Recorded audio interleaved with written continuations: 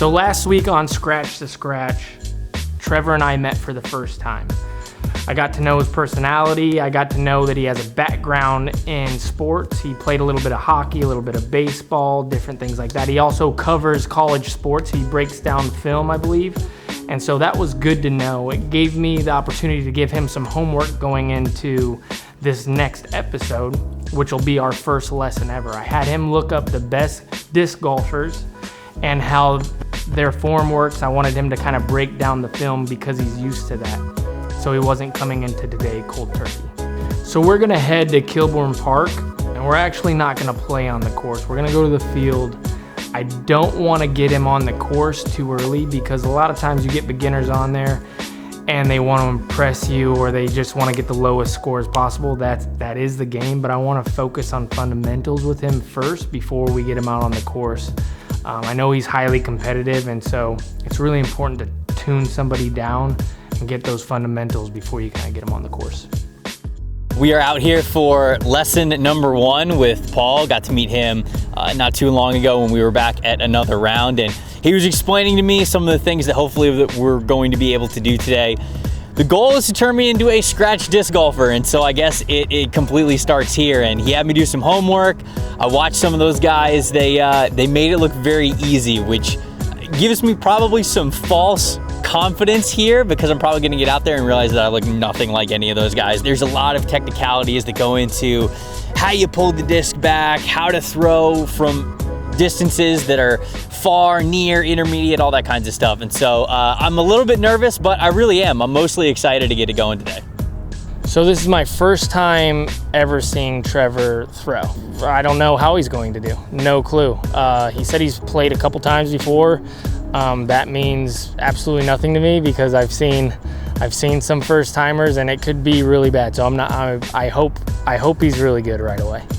The first thing I'm gonna take Trevor through is the X step and how to properly get the upper body and the lower body in sync in that X step. I think that, to me, with the things that I teach, is the most important thing. And just this first lesson, if we can connect those two things, we're on the right track. I really wanna make sure that we get him the proper footwork moving forward. And the second thing is grip. I'm not sure how he's gripping it already.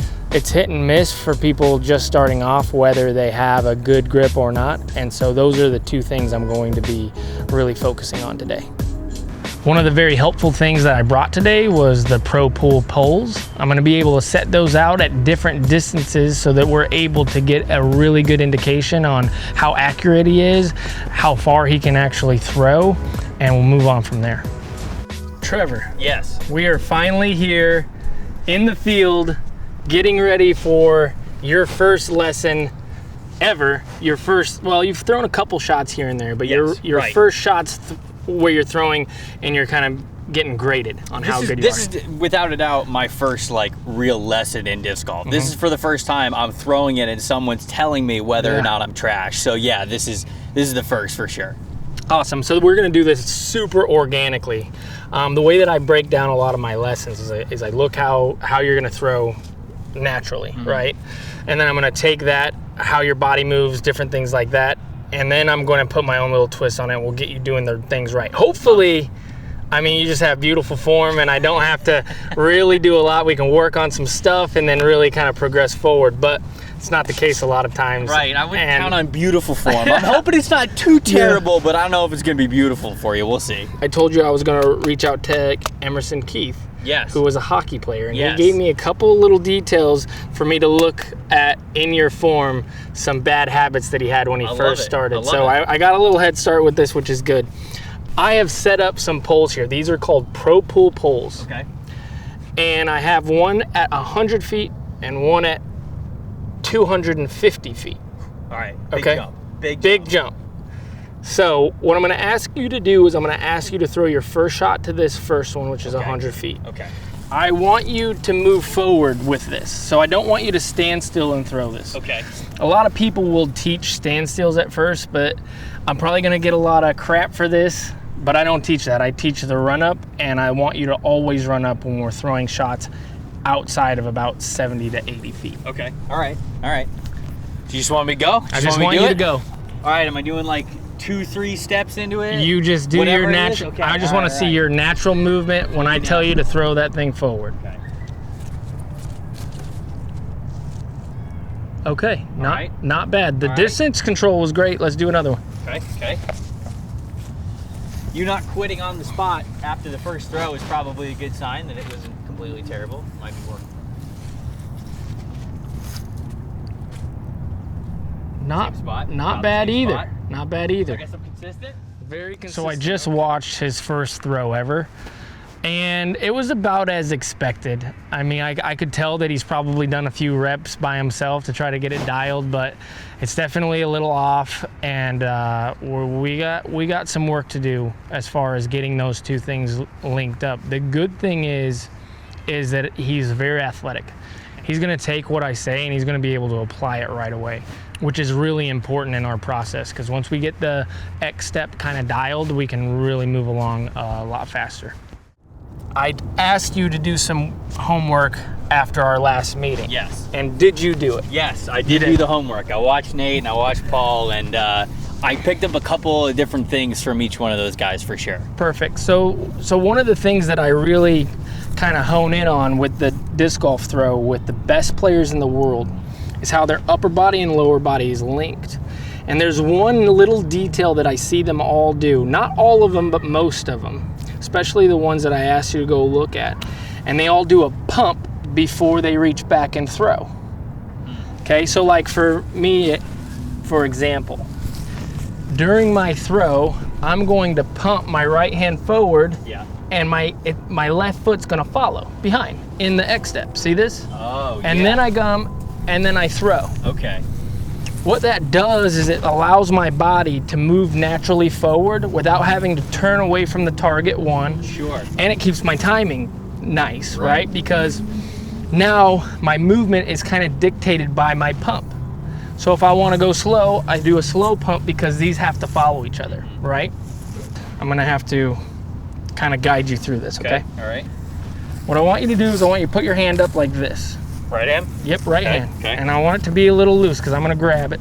And what we're gonna do is we're gonna take one small step with this front foot, okay? And this, nothing moves up here. Okay. So that kind of gets our momentum going forward, okay? All right. So take it back. Okay. And then right after that, I'm going to pump this arm and this back foot is gonna go behind. Okay, all right. So with this step, anticipate as soon as it hits and takes weight, this one going behind. Okay. Okay, go ahead. All right, so 1. And then behind, yeah, perfect. Okay. And now we'll do it again. Okay. All right. Okay. That's the beginning of the good stuff right there, my friend. All right. Okay, so that's the first pump. Okay. Now, we're gonna take it one more step, okay? You're gonna pump. Okay. And then we're gonna take the next step. So you're gonna go here behind and then there. And okay, so he goes back as the other foot comes forward. Exactly. Okay, exactly. all right. So let's see. All right, step, pump, go ahead. Back. And that's the throw. Okay, all right. Do it by yourself now. Okay, all right. Not moving. Yep. Pump. Yep. And then up and back. Yes. Okay, all right. I'll do it a little faster. No. Up. All right, so we're going through footwork, and Paul's got me going through each step of what you have before you end up throwing the disc, and it's really different. It feels super unnatural to me right now because he likened it to running and how, you know, you have this rhythm with running and your hands are going one way and your feet are going the other, and like that's just very natural because you're keeping yourself balanced. Well, with disc golf, it's a lot of the same motion with different feet, and so that was really, really challenging. And so I'm working through that, and this is something that I know it's just repetition is going to be the big thing for me, because out here right now, it's something that I have to think about every time I step into it. And I know the goal is to make it kind of seamless. You don't even have to think about it. And so we're a ways off from that, but I get the baseline now. He's showing me the ropes. So when I said you want to anticipate the first one before the back goes behind, is because a lot of people then start doing the stomping, right? Yeah. And disc golf is a really rhythmic sport. Mm-hmm. You know, you don't want it to be kind of clunky like that. You want it to be more of a dance and light on your feet. You want your body to do, you know, like I said, what it's done its whole life. Mm-hmm. If I told you to run, you probably look pretty smooth running. You know, you wouldn't be running like this. Right, but yeah. in the beginning, it's tough. And so when I go, watch as I anticipate that to go behind, and I'll go super slow so I can make it to that flag. Okay. But my body really works with itself as I go forward. You see that? So now it didn't look like, it looked natural. Yeah. The movement forward was natural. Now, the loophole I see other people get in is they do the pump, they do the X step, but if you flip those two timing mechanisms, then your body isn't working with itself and it turns you around, timing's bad, and then, like I said, I feel like there's a regulator to how good you can actually get. And this is that loophole. Instead of hitting and going with this, the right hand follows the front foot. And in order to do that, now I'm pumping on this front foot. Yeah. And now I have to turn around because I have to follow it. Yeah. You see, because my body wants to follow something. Yeah. Right. And so I pump here, I go here, and now I'm behind the target. It's going to be really tough for me to stay forward. Sure. And then, in order for me to make this swing, now that I already have it over here, I have to throw with these two working together, right? And that's what I consider bad form. Now, the last thing about this is where you get the distance from, is it's the hips. Disc golfers will hear this on forums, other teachers, that you really want to get your hips involved. 100% right. And that's why this form is bad. There's no hips. You really have to like open them yourself. When the timing's back here, the front foot does nothing but take weight, and now this pushes off and turns down. And if that happens, since these two are together, that's what creates the arm speed, right? So the faster this moves down and I push off, that's how fast my arm speed will go. Okay. You see what I mean? Sure. This is a slow arm speed. This is quick. That makes sense. Right? So that's the reason why we're trying to... And it lets you be more compact, too. Oh, for sure. One of the things that I noticed when I was watching Nate is that something that I had down and that I wrote down is like, he looks so compact in his form, and yet the disc will fly. Like, he gets so much power under it. So now I understand how he ends up actually doing that. Perfect. So let's do it again. Now I'm going to actually have you throw one with the new form. Okay. All right. Okay. So I want you to go and do this, but do not release the disc. Just show me that you got the timing down.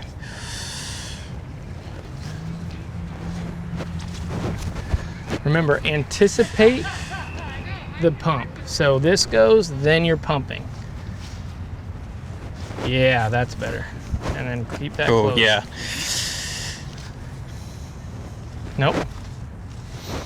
You want with the front foot there. Nice. Perfect. And then we throw. Okay. A lot of pressure on the throw now. Yeah.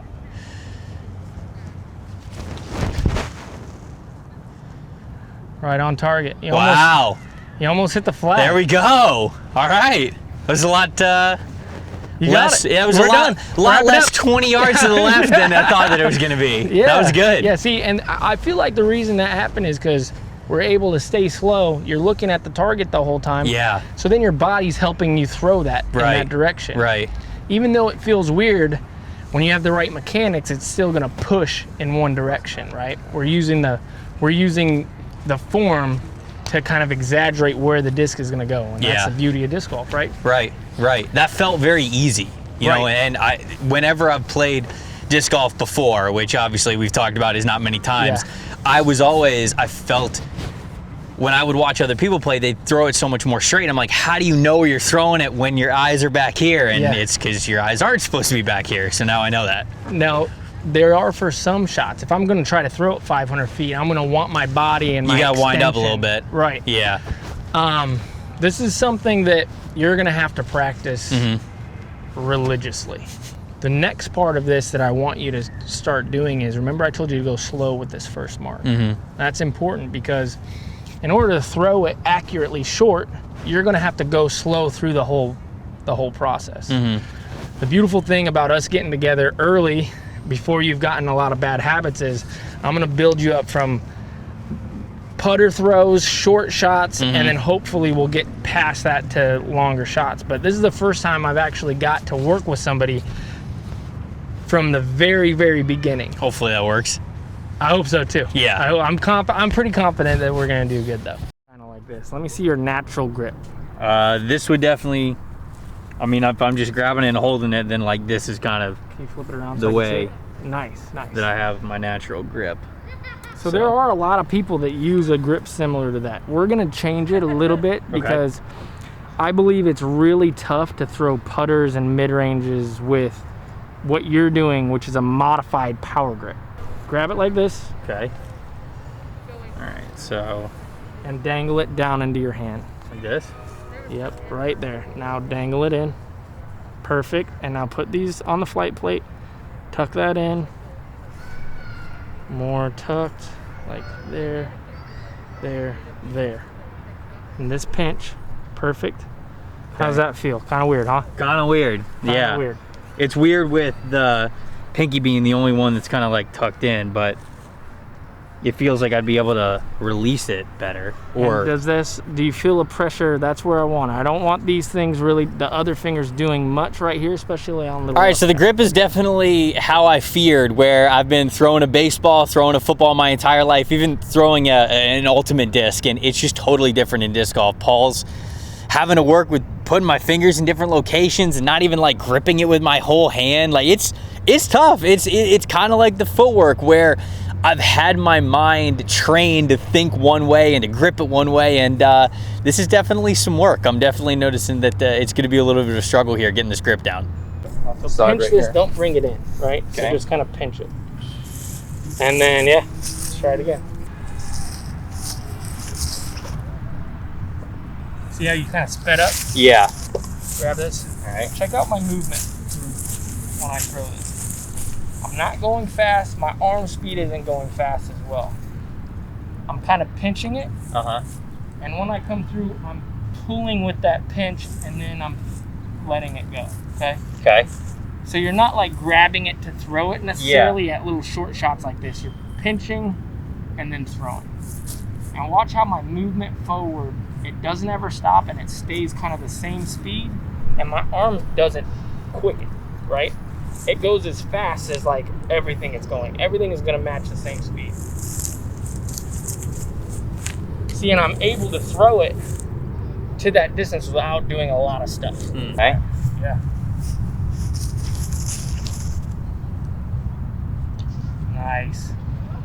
That was a good one. That was accurate. I thought that was a good one. Very accurate. I'm gonna tell you to go a little bit farther. Okay. Throw it about 40 feet farther. So I watched Trevor's initial grip, and I had to change it up a little bit.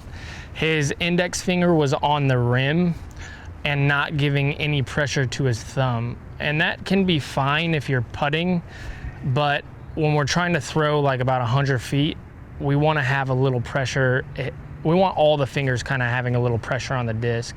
So I took that index finger and I brought it down below to where he's kind of pinching the rim, which will help him in the long run being able to be more under control with the disc.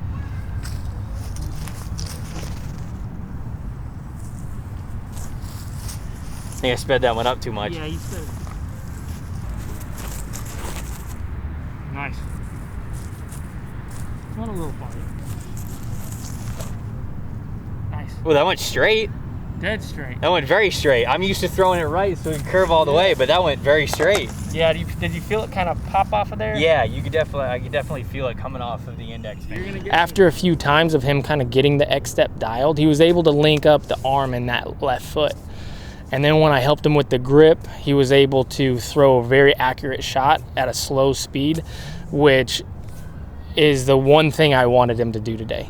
So we got 100-foot dialed, and I don't think I could have asked for more.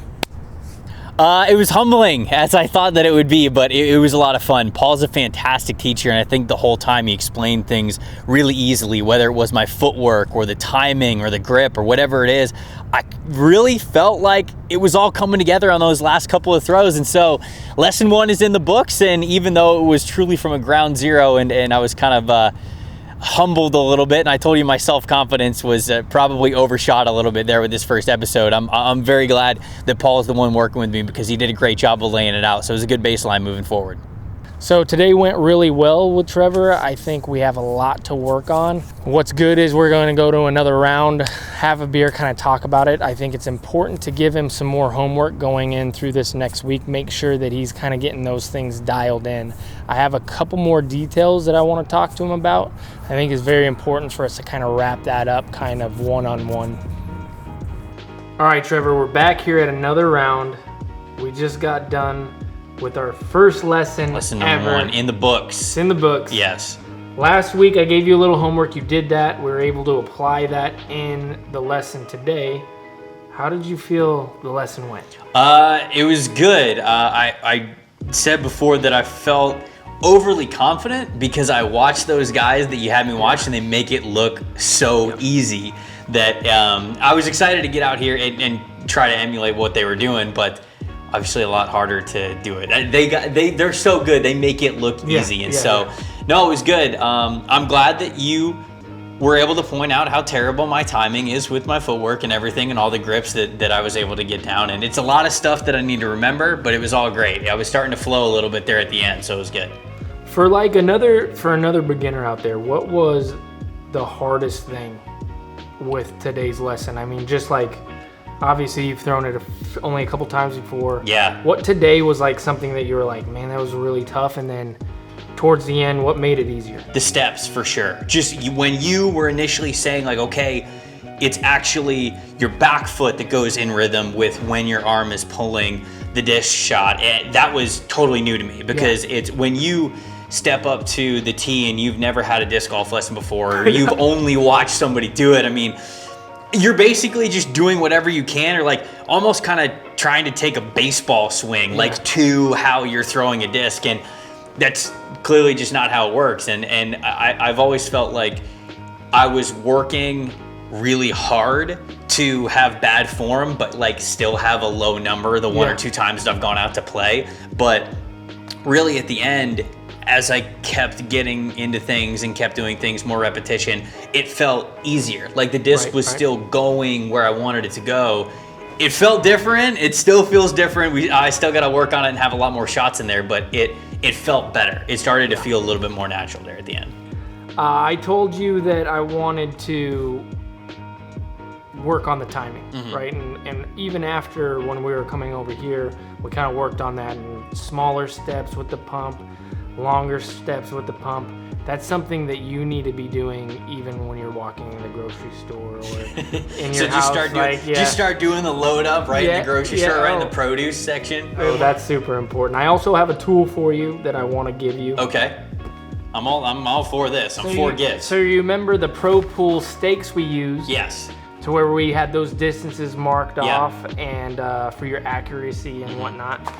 This is another piece to that. This is a tool that is used to make reps, right? Reps of the throw and the actual pool. Okay. And we'll show the viewer on how this works after this, but I want you to take this home and I want you to get reps in. Okay. It'll make it easier than you just kind of doing it by yourself. I mean, you can take this in the grocery store if you want, but that might be a little weird. This will help with that, and in each episode, I'm going to give you one gift. Oh, so I get a gift every single episode? If you do good. Okay, otherwise, so now the homework is cool with me. Now I'll do the homework knowing that I'm getting a little gift afterwards. Perfect. So there we go. Okay, this is good. This is great. Yep, so there you go. So in addition to the Pro Pool, I also want you to do more research. I want you to, now that you understand how the pump works and different things like that, same guys, look them up, and then you're good at breaking down film.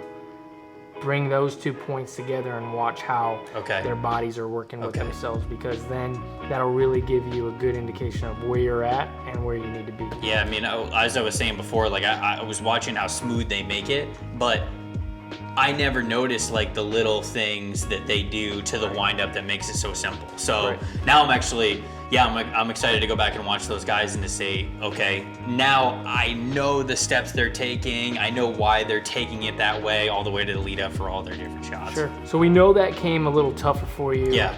But what in this first lesson came easy? What was like something that, you know, another beginner can really kind of focus in on that came easy for you? I feel like the grip is obviously a big deal. You know, like how you grip each throw is going to be different, and I obviously have a lot to learn still on which grip goes with which kind of shot, but it was pretty easy once you explained where my fingers are exactly supposed to go on the disc and like where the pressure is supposed to come. That was pretty easy, and I felt like that made a huge difference. Like you changed that up in how I grip the disc, and I immediately saw better flight on the disc, even if my form wasn't quite there with the lead up and the steps and everything. And so that was something that came pretty easy, because when you changed my grip, I could almost immediately see it. And so anytime you get like little progression and you can see like, oh, that shot flew better because I changed this little thing up. I think that that's always like encouraging for everybody, and that was definitely the case here. So the grip was something that,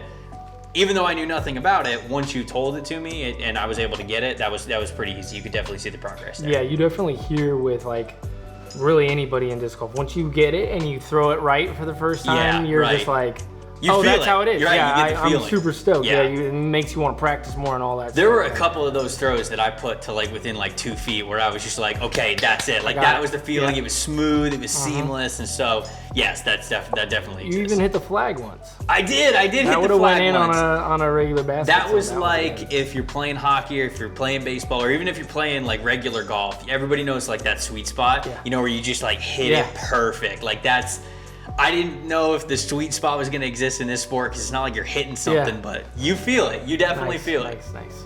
So I think today went really well. Oh, that's good. That's good that you're not totally abandoning it after one lesson. That's good.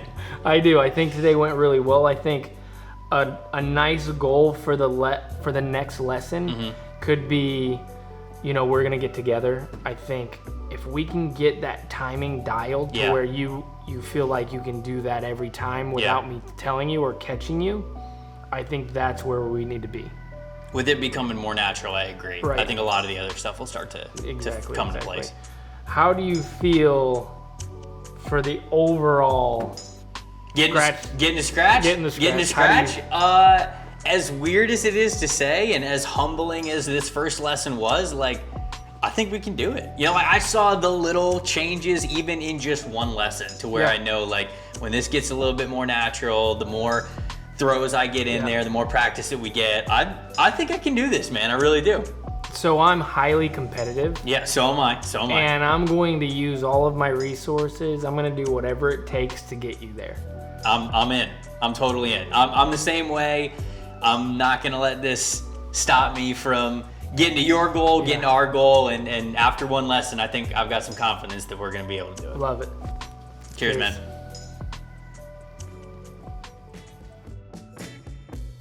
Today what we're doing, and he kind of threw a curveball. I thought it was just going to be another lesson out on the baseball field, but I guess I am playing a 9-hole match against one of my good friends, Joseph Phillips. And so this is great because we are highly competitive people. I think he's going to do bad. Watch this. Yeah.